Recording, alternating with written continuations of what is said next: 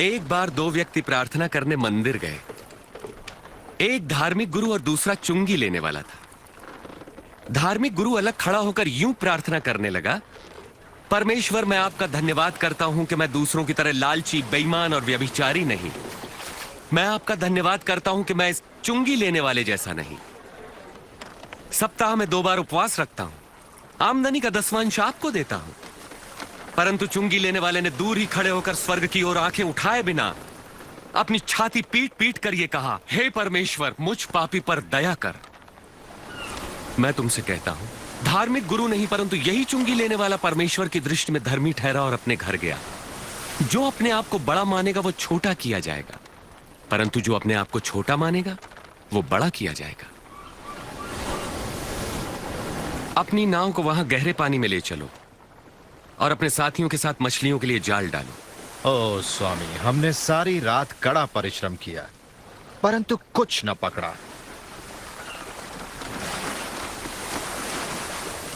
यदि आप कहते हैं तो मैं जाल डाले देता हूं। याकूब, यूहन्ना,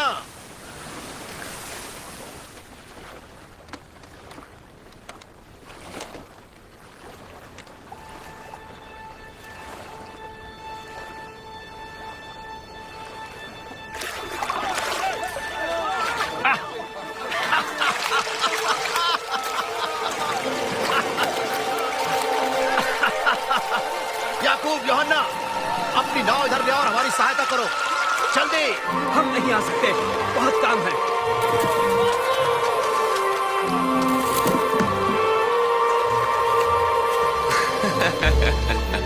बस काफी है। इतनी मछलियां बहुत हैं।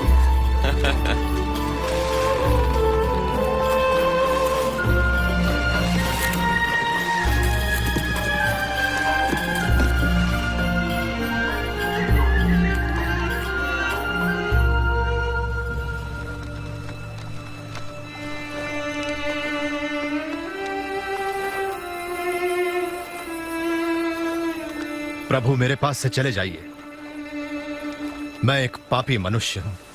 तुम डरो मत, अब से तुम लोगों को मेरे पास लाओगे।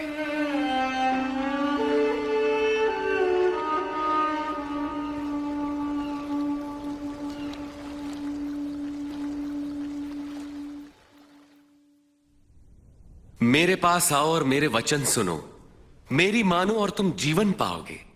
प्रभु को खोजो जब तक वो मिल सके, उन्हें पुकारो जबकि वो पास है।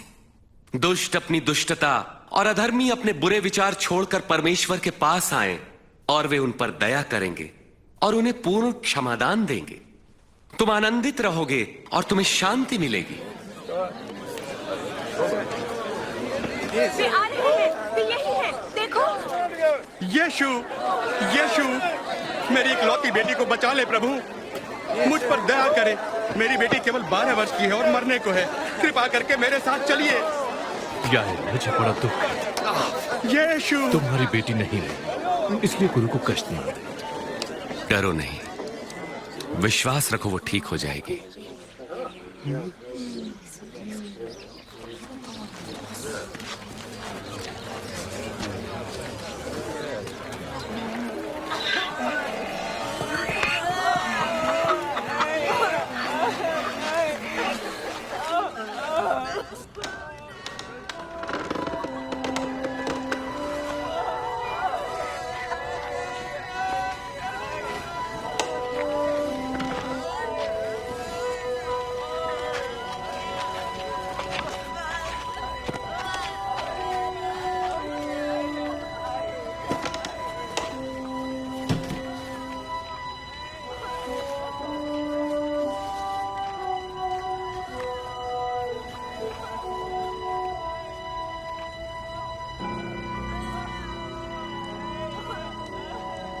तुम रो मत, वो मरी नहीं है, वो तो बस सो रही है।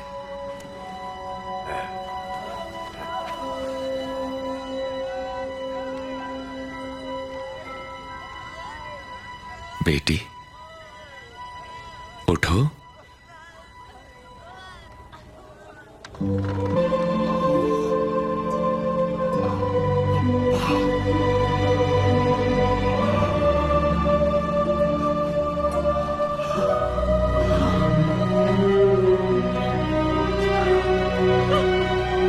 इसे कुछ खाने को दो। ध्यान रहे, यहां जो हुआ है किसी से न कहना।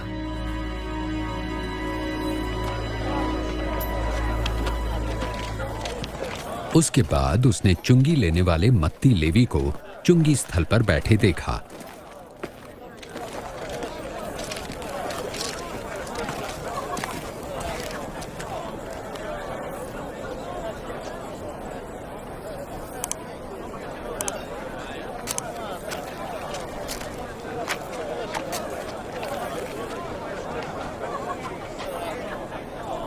मेरे पीछे आओ।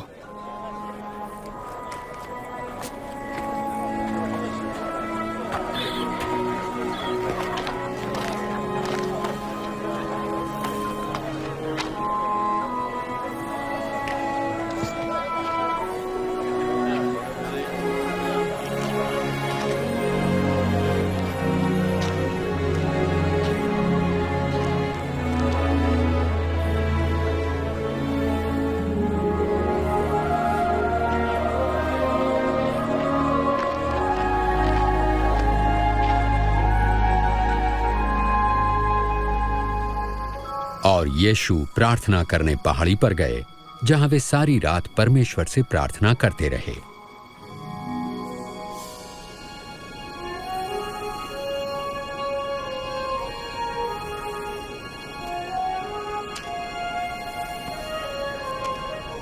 और अगले दिन उन्होंने 12 शिष्यों का अभिनंदन कर उन्हें प्रेरित कहा।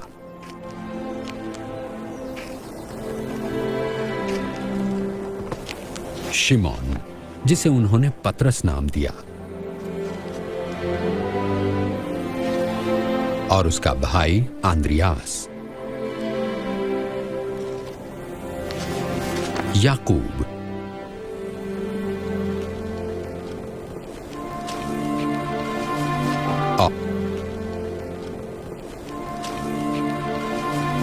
और यूहन्ना,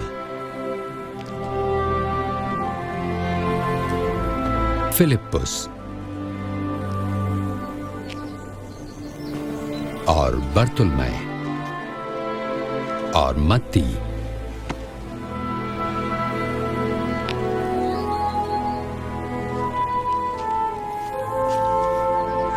और थोमा, याकूब हल्फई का पुत्र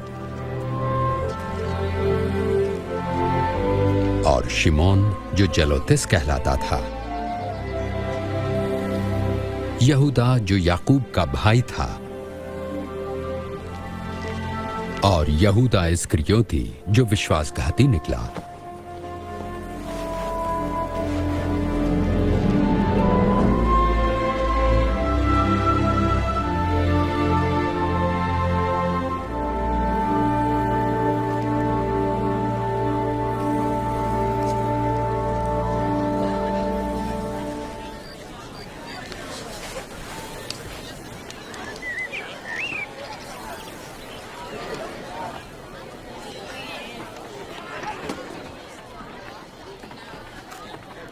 धन्य हो तुम जो दीन हो, परमेश्वर का राज्य तुम्हारा है। धन्य हो तुम जो भूखे हो, क्योंकि तुम तृप्त किए जाओगे। धन्य हो तुम जो रोते हो, तुम हर्षित होगे। धन्य हो तुम जब लोग धिक्कारें, नकारें और अपमानित करें और मेरे कारण तुम्हें बुरा कहें। जब ऐसा हो तो तुम आनंदित और मगन होना, क्योंकि तुम्हारे लिए स्वर्ग में बड़ा प्रतिफल है। उनके पूर्वजों ने भी भविष्यवक्ताओं के साथ ऐसा ही किया। और अपमानित करें और मेरे कारण तुम्हें बुरा कहें। जब ऐसा हो तो तुम आनंदित और मगन होना, क्योंकि तुम्हारे लिए स्वर्ग में बड़ा प्रतिफल है। उनके पूर्वजों ने भी भविष्यवक्ताओं के साथ ऐसा ही किया।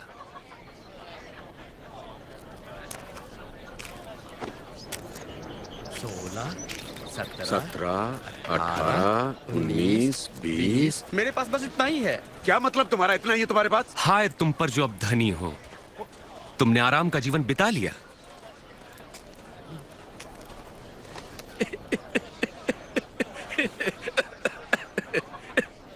जो धनी ना बनना चाहे वो कोई पागल ही होगा। हाय तुम पर जो अब हंसते हो, तुम रोगे और विलाप करोगे। अफसोस जब लोग तुम्हारी बड़ाई करें क्योंकि उनके पूर्वजों ने भी झूठे भविष्यवक्ताओं के लिए यही किया। पर मैं तुम लोगों से कहता हूं, शत्रुओं से प्रेम रखो, घृणा करने वालों का भला करो, जो श्राप दे उन्हें आशीष दो, बुरा करने वालों के लिए प्रार्थना करो।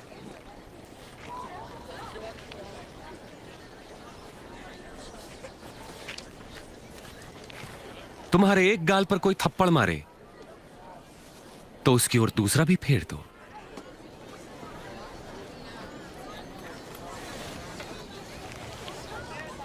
कोई तुम्हारा अंगार खा ले तो अपनी कमीज भी उसे दे दो। किसी भी मांगने वालों को मना मत करो। यदि कोई तुम्हारी वस्तु ले ले तो उसे वापस मत मांगो। तुम वही करो जैसा व्यवहार तुम दूसरों से चाहते हो।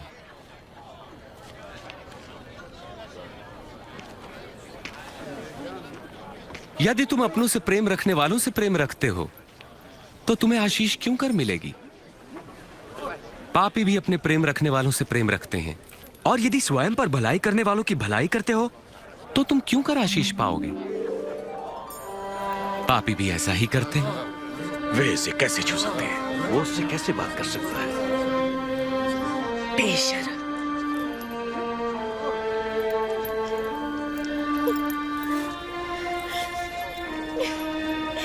नहीं, शत्रुओं से प्रेम रखो, उनका भला करो, उधार देकर वापसी की आशा न रखो, तब तुम्हें बड़ा प्रतिफल मिलेगा। तुम परम प्रधान परमेश्वर की संतान ठहरोगे। वो दुष्टों और आभार न मानने वालों पर भी कृपालु है। दयावंत बनो जैसा तुम्हारा परम पिता दयावंत है। यीशु हमें बचाइए। आरोप मत लगाओ तो तुम पर भी नहीं लगेगा। दोष मत लगाओ तो तुम पर भी दोष नहीं लगेगा। क्षमा करो तो तुम्हें भी क्षमा मिलेगी। प्रभु हमें अपने मार्ग पे चलाएं।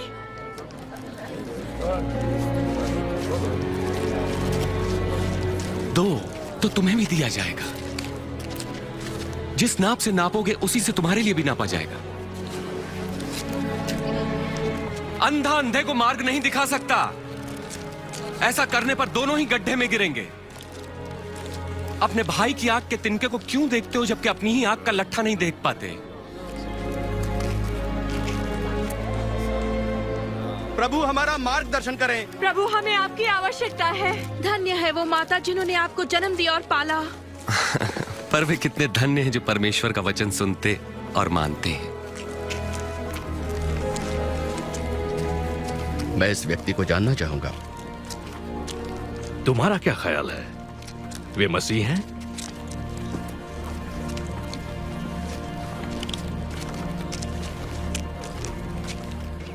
इस धर्मगुरु ने यीशु को रात्रि भोज पर बुलाया। यीशु उनके घर गए और भोजन करने बैठे। चलो बच्चों, यहाँ से चले जाओ। तुमने सुना नहीं? जाओ। बड़े शरारती हैं ये बच्चे।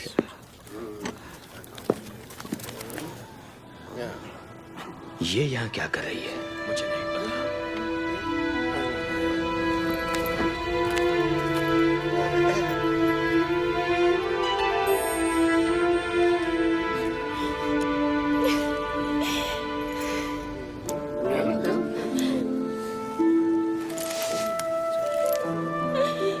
ये कर क्या रही है?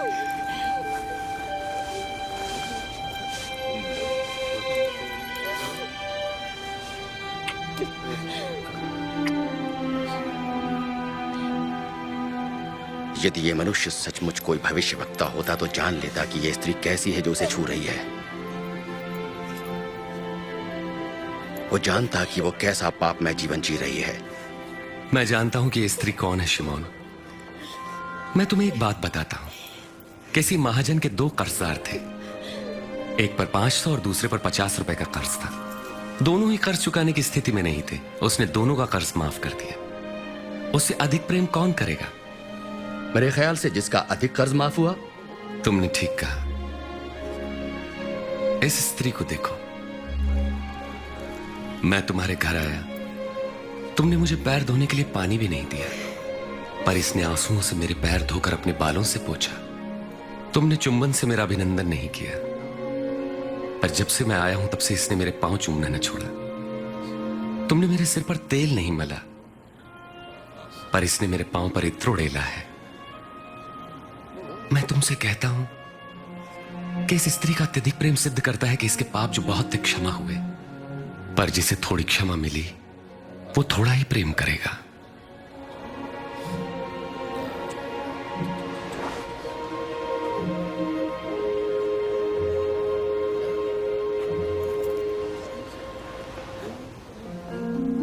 तुम्हारे पाप क्षमा हुए, तुम्हारे विश्वास ने बचा लिया। शांति से जाओ।